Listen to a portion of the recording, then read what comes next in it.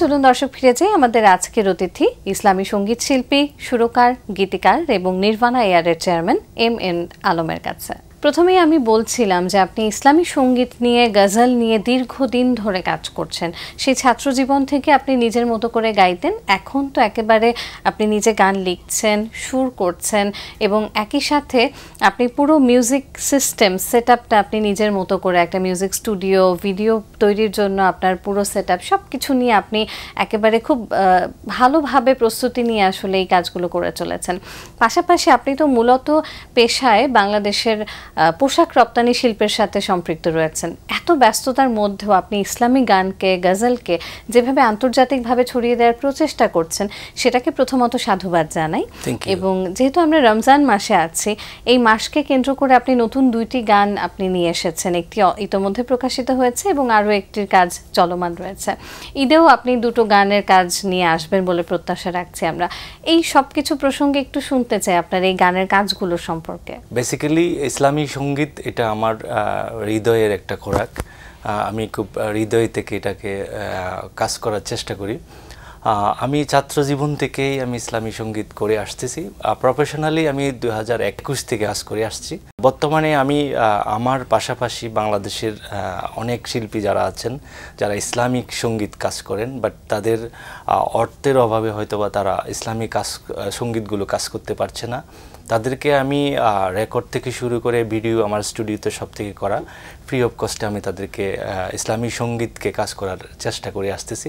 যেহেতু ইসলামিক মাইন্ডের কাজগুলো করা হয় আমি নিজে তৈরি করে গান করা এবং নিজে সুর করে করা এবং কারো কাছ থেকে সুর সংগ্রহ করে নিজে সুর করা, সব মিলিয়ে হচ্ছে আমি একটা টোটাল প্যাকেজ করে আমাদের ইসলামী সঙ্গীতটাকে, ইসলামী সংস্কৃতিটাকে একটা ভালো প্ল্যাটফর্মে নিয়ে যাওয়ার আমার প্রত্যয়, আমার চেষ্টা। আপনি বলছিলেন যে আপনি যারা সুবিধা বঞ্চিত কিংবা যারা ভালো ইসলামী গান করে, গজল করে, কিন্তু তারা হয়তো সুযোগের অভাবে ওভাবে কাজ করতে পারছে না, তাদের জন্য আপনি চেষ্টা করছেন তাদেরকে সেই পৃষ্ঠপোষকতাটা দেওয়ার। এবং নির্ভানা এয়ার, আমি প্রথমেই বলছিলাম আপনি সেটার চেয়ারম্যান। নির্ভানা এয়ারটা মূলত এই প্রত্যাশা বা এই পরিকল্পনা নিয়ে কিন্তু তৈরি। তো প্রথম যখন শুরু করলেন 2021 সাল থেকে প্রফেশনালি, তখন আসলে এই ইন্সপিরেশনটা আপনি কোথা থেকে পেয়েছিলেন? ইসলামী সঙ্গীতটা খুব ছাত্র জীবন থেকেই করা। তো বেসিক্যালি এটা আমার যেটা চিন্তা ভাবনা, সেটা যেহেতু আমরা যে মুসলিম, আমাদেরকে আলটিমেটলি আমাদেরকে পরপারের দিকে ধাবিত হতেই হবে এবং আমরা ইসলামী সংস্কৃতিটাকে আমরা যেটা মনে করি, যখন আমরা আমাদের যৌবনকাল থাকে, বাট আমাদের যখন বয়স থাকে, আমরা ইসলামী সংস্কৃতি বা ইসলামী বিধিনিষেধ বা ইসলামী নিয়মকানুনগুলোকে আমরা আসলে তেমন কিছু তোয়াক্কা করি না। বাট অ্যাট দ্য ইভিনিং যখন লাস্টের দিকে গিয়ে আমরা এজে গিয়ে আমরা হয়তোবা বলি যে আমরা শেষের দিকে গিয়ে নামাজ পড়বো, শেষে গিয়ে আমরা হজ করব, একদম সর্বশেষে বয়সের শেষের দিকে গিয়ে আমরা আসলে ইসলামের অনুকরণ বা ইসলামী অনুশাসনগুলোকে আমরা মেনে চলবো, আসলে সেটা ঠিক না। কারণ হচ্ছে আমি যে কখন মারা যাব বা কখন যে আমার শেষ নিঃশ্বাস ত্যাগ হবে, আমার আয়ু যে কতটুক, সেটা আল্লাহ ছাড়া কেউ জানে না। তো আমার থিঙ্কিং যেটা, আমি একটা অন্য সংস্কৃতিতে না গিয়ে যদি আমি মূল ইসলামী সংস্কৃতিটাকে যদি আমি ধারণ করি বা অনুসরণ করি এখন থেকে, এটা আমার আলটিমেটলি একদম বিগিনিং থেকে এন্ডিং পর্যন্ত আমার ইসলামী সংস্কৃতির চর্চাটা থাকলো আর কি। কিছু মানুষকে স্রষ্টা আসলে পাঠান পরোপকারী মনোভাব দিয়েই, সেই বিশেষ গুণ দিয়ে। আপনার মধ্যেও সেই গুণটির দেখা মেলে। আপনি নিজেকে কিভাবে আসলে উদ্বুদ্ধ করেন? আমি দরিদ্র ফ্যামিলির ছেলে, আমার আব্বা কৃষক ছিল। গরিবের যে কষ্টটা বা একটা মানুষের যে অর্থ অভাবের কষ্টটা, এটা আমি নিজে ফিল করে আসছি আমি ছাত্র জীবন থেকে। তো আসলে ওই অবস্থা থেকে আমি চাচ্ছি যে, যেহেতু আলহামদুলিল্লাহ আমি এখন মোটামুটি আমার লাইফে আমি বলবো না এস্টাবলিশ, বাট আমি মোটামুটি সলভেন্ট। সেই হিসেবে আমি চাচ্ছি যে কি, আমি যেহেতু কষ্ট করে আসছি, এই কষ্টটা আমি ছাড়া আর কেউ বুঝে না, এবং ওইটাকে আমি লাঘব করার জন্য বা ওইটাকে, এই দুঃখ কষ্টটাকে, গরিবের সেই দুঃখ কষ্টটাকে একটু যদি আমি একটু সহযোগিতা করতে পারি, এটা আমার বড় পাওয়া। আপনার বেশ কিছু গজল এবং ইসলামী সঙ্গীতের মিউজিক ভিডিও আমরা ইতোমধ্যে পেয়েছি, যদি একটু সেগুলোর প্রসঙ্গে আসি। প্রথমেই মাহে রমজান শিরোনামের একটি গান আমরা পেয়েছি, সেই গজলটি সম্পর্কে যদি আপনি কিছু বলেন। এটার লেখক হচ্ছে এসআই হাবিব আর সুর করেছি আমি, এবং টোটাল মিউজিক ডিরেকশন থেকে শুরু করে অডিও ডিরেকশন, ভিডিও ডিরেকশন সবগুলো আমার তত্ত্বাবধানে করা, এবং গানটি গতবার মোটামুটি আমরা রিলিজ করেছি। আর এই রমজানে আমার হচ্ছে আরও দুইটা এসআই হাবিবের লেখা দুইটা গান, পাশাপাশি আমার সুর করা এবং আরও স্বনামধন্য কয়েকজন সুর করা কয়েকটা গান আমাদের যাবে। পাশাপাশি ঈদের জন্য আমার দুইটা গান কাজ করার চেষ্টা চলছে। এই যে ইসলামী সংস্কৃতি নিয়ে আপনি চর্চা করছেন, আমরা আমাদের দেশে দেখে থাকি প্রচুর মিউজিক ভিডিওর কাজ তো সবসময়ই হয়, গান নিয়ে আমাদের বাংলাদেশ বেশ সমৃদ্ধ, আমরা এগিয়ে চলেছি। তবে ইসলামী গানের জায়গাটা এখনও অনেকটাই আন্তর্জাতিক পর্যায়ে সেভাবে পৌঁছায়নি, বা সেটা নিয়ে কাজ করা মানুষের সংখ্যাটা এখনও বেশ সীমাবদ্ধ।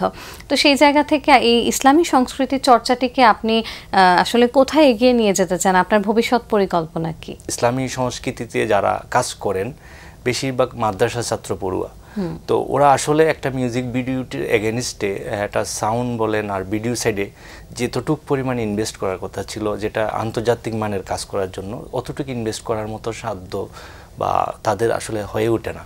বাট আলহামদুলিল্লাহ, যেটা আমরা বলবো, বাংলাদেশের মধ্যে এখন ইসলামী সঙ্গীত নিয়ে যারা কাজ করেন, মেনলি আবু ওবায়দা ভাই বা আমাদের রায়হান ভাই, আমাদের বদিউজ্জামান, কলরবের ভালো ভালো সিঙ্গার যারা আছেন, এখন প্রত্যেকটা মিউজিক সেক্টরে ভালো ভালো সাউন্ড ডিজাইনার আসছে, এবং ভিডিও এইচএল হাদি ভাই বাংলাদেশের মধ্যে একদম বড় মানের একজন ভিডিও কন্টেন্ট করে, মিউজিক ভিডিও কন্টেন্ট করে। তো আসলে এই আমরা আমাদের বাংলাদেশের সীমাবদ্ধের মধ্যে, যেমন আমরা আজকে ইসলামী সঙ্গীতে পাকিস্তানি ইসলামিক ফ্লেভার সঙ্গীতগুলো আমরা বেশি শুনি, কারণ হচ্ছে ওদের মিউজিকও ভালো, ভিডিও সেটটাও অনেক ভালো। ফেসবুক, ইউটিউব যায়, এটা হচ্ছে রেগুলার গান আপলোড হচ্ছে অনেকেই। তো আমি কোনটা চুজ করব, যেটা ভালো কোয়ালিটি অডিও হয়, ভালো ভিডিও অডিও হয়, এই গানগুলোকে আমরা আসলে দর্শক হচ্ছে চুজ করে এগুলোই শুনে। তো বাংলাদেশে আসলে ওই ধরনের কন্টেন্ট তৈরি করার মতো আসলে কিছু সীমাবদ্ধ, আর্থিক সীমাবদ্ধতা রয়ে গেছে। তো আমরা আসলে কিছু এই সমস্ত, যেমন বাংলাদেশে আমি আবারও বলছি, আবু ওবায়দা এখন বর্তমানে যে গানগুলো করে, উনি একটা ইন্টারন্যাশনাল মানের গানগুলো করার চেষ্টা করছেন, এবং বাংলাদেশে আরেকজন নতুন আমাদের ইসলামী সিঙ্গার আসছেন মুসলা, উনি মাত্র একটা গান প্রিমিয়ার করলো। কিন্তু এই যে আস্তে আস্তে আমাদের ইসলামী সঙ্গীতটা একটা ওয়ার্ল্ড ওয়াইড বা ভালো মানের কন্টেন্ট, ভালো মানের অডিও, ভালো মানের ভিডিও, এইগুলো একটা ভালো মানের কন্টেন্ট তৈরি করার একটা প্রতিযোগিতা বাংলাদেশে তৈরি হয়ে আসছে, এবং ইনশাল্লাহ এটা আরও একটা ভবিষ্যতে আরও কিছু ভালো করবে।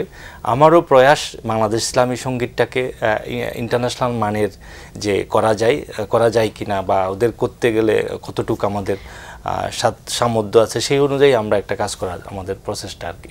আপনার এই নির্ভানা এয়ারের সামনের কাজগুলো আরও অনেক ভালো হবে, উন্নত হবে, এবং দর্শকদের কাছে ছড়িয়ে পড়বে। শুধুমাত্র দেশের গণ্ডিতে তো অবশ্যই নয়, আন্তর্জাতিক পর্যায়েও ছড়িয়ে পড়ুক, সেই প্রত্যাশা সবসময় থাকবে। যেহেতু রমজান মাস চলছে, নিশ্চয়ই আমাদের দর্শকরা আপনার এই গানগুলো ভীষণভাবে উপভোগ করবেন এই পুরো মাস জুড়ে এবং বছরের অন্যান্য সময়েও। আপনি যদি দর্শকদের উদ্দেশ্যে কিছু বলতে চান। মূলত চেষ্টা করি ইসলামী সঙ্গীতটাকে প্রসারিত করার জন্য, ইসলামী সংস্কৃতিটাকে প্রসারিত করার জন্য, সেটা আমার মাধ্যমে হোক বা আমার টিমের মাধ্যমে হোক। তো আমি এটা বাংলা ভিশনের মাধ্যমে আজকে আমি যেটা মেসেজ সেটা হচ্ছে যে, বাংলাদেশের যে কোনো প্রান্ত থেকে কেউ যদি ইসলামী সঙ্গীত ভালো, তার কণ্ঠ ভালো, গাওয়ার চেষ্টা আছে, প্রচেষ্টা আছে, বাট সে কোনো কারণে গাইতে পারছে না, সে অর্থের অভাবে বা কোথায় স্টুডিও পাবে, কোথায় ভিডিও পাবে, সেই জড়তার কারণে হয়তো বা সেই গানগুলো করতে পারছে না। আমি ওপেন যেটা বলা সেটা হচ্ছে বাংলা ভিশনের মাধ্যমে আপনারা আমাদের সাথে যোগাযোগ করবেন। আমাদের নির্বাণ আয়ার ফেসবুক পেজ, আমাদের ইউটিউব নির্বাণ আয়ার ইউটিউব চ্যানেল, পাশাপাশি আমার এমএন আলম ফেসবুক পেজ, আমার সাথে মেসেঞ্জারে বা কোনো কারণে যে কোনোভাবে আমার সাথে যোগাযোগ করলে আমি ইনশাল্লাহ ফ্রি অফ কস্টে আমাদের স্টুডিও থেকে আমাদের ভিডিও সেট আপ দিয়ে আপনাদের প্রচেষ্টাগুলো বা আপনাদের ইচ্ছাগুলো আমরা পূরণ করার চেষ্টা করব।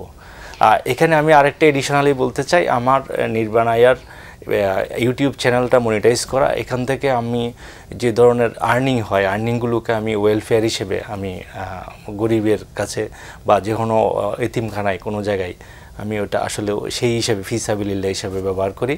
তো সেই জন্য আমার বলা থাকবে, আপনারা সবাই ইসলামী সঙ্গীত শুনবেন, ইসলামী সংস্কৃতির সাথে থাকবেন এবং নির্ভরা এআর সাথে থাকবেন। সাধুবাদ জানাই আপনার এই প্রয়াসকে। আজকে আমাদের এই অনুষ্ঠানে সময় দেওয়ার জন্য আন্তরিকভাবে কৃতজ্ঞতা ও ধন্যবাদ জানাই আপনাকে। ধন্যবাদ আপনাকে, ধন্যবাদ বাংলাভিশনকে। দর্শক, এতক্ষণ কথা হচ্ছিল অতিথির সঙ্গে, এবার সময় হলো বিদায় নেবার। আমাদের অনুষ্ঠান সম্পর্কে আপনার যে কোনো মতামত ও পরামর্শ জানাতে লিখুন এই ঠিকানায়। প্রযোজক দিন প্রতিদিন, বাংলাভিশন, নূর টাওয়ার, 110 বীরোত্তম CR Dutta road, Dhaka 1205। Phone 96320303 আমাদের ইমেল অ্যাড্রেস dinprotidin@banglavision.tv। আল হাদিসে বলা আছে, যে নামাজে হৃদয় নম্র হয় না সে নামাজ আল্লাহর নিকট নামাজ বলেই গণ্য হয় না। দর্শক, সবাই ভালো থাকুন, সুস্থ সুন্দর থাকুন। আজ সারাদিন সবার জন্য শুভ ও কল্যাণময় হোক।